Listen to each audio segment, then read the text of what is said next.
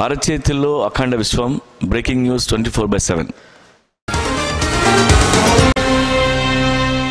ప్రస్తుతం తెలుగు టీవీ ఛానళ్ల పరిధిలో hot topic గా ఏదైనా ఉందంటే అది మెగాస్టార్ చిరంజీవి బుల్లితెర ఎంట్రీయే.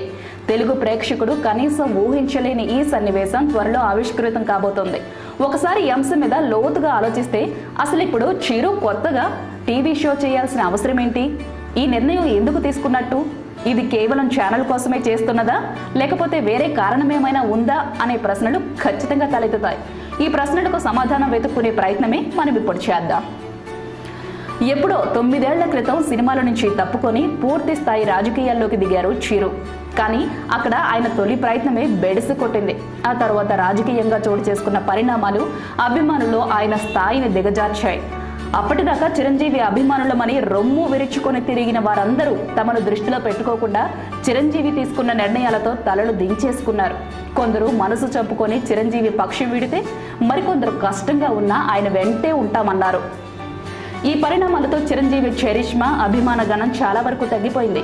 ఎంతలా అంటే మెగాస్టార్ హోదాలో పరిశ్రమను ఏలిన ఆయన తన పురోగమనానికి ఏదో కొత్త హీరోలా అన్ని జాగ్రత్తలు తీసుకొని ఎంట్రీ ఇచ్చేంత. ఇప్పుడు ఈ ఎంట్రీ కోసమే చిరు ముందుగా జనాల్లో తన మీద ఎంత ఆసక్తి ఉంది? అసలు వాళ్ళు తన కోసం ఎదురు చూస్తున్నారా? మళ్ళీ వెళితే పూర్వపు ఆదరణ చూపుతారా అనే విషయాలను తెలుసుకోవడానికి ఈ మీలో ఎవరు కోటేశ్వరుడు చేస్తున్నాడు అనిపిస్తోంది.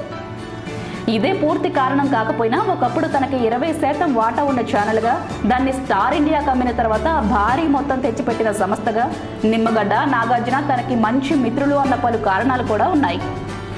కానీ తనను తాను పరీక్షించుకోవడానికే ఈ ప్రయత్నం అన్నది మేజర్ కారణం.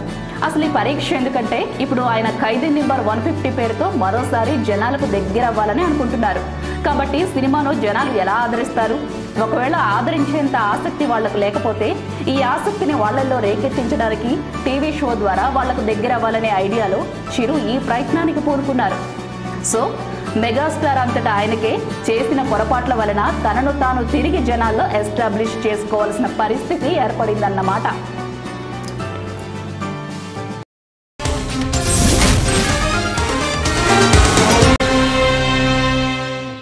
భారత్ సరికొత్త విజ్ఞాన ప్రపంచంలోకి అడుగుపెట్టింది. డిజిటల్ యుగానికి ఇంకా సమయం ఉన్న అంతకన్నా ముందే జెడ్ స్పీడ్తో కాదు 4G స్పీడ్తో వచ్చేసింది. 5th జనరేషన్ స్పీడ్కి సైతం సై అంటే సై అంటోంది. ఇంటర్నెట్ రంగంలో మొదలైన కథనోత్సాహం ఇప్పుడు భారతీయులను ఉర్రూతలూపుతోంది. భారత్లో అసలైన ఇంటర్నెట్ యుగం ప్రారంభమైంది.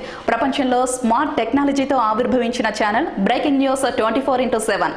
వైఫై యుగంలో మరో వండర్కు శ్రీకారం చుడుతూ సరికొత్త చరిత్రకు శ్రీకారం చుట్టిన ఈ ఛానల్ని ప్రధాని Narendra Modi dream project digital ఇండియాకు, డిజిటల్ తెలంగాణకు శ్రీకారం చుట్టిన రాష్ట్ర ఐటీ మంత్రి కేటీఆర్ కి అంకితం ఇస్తున్నారు.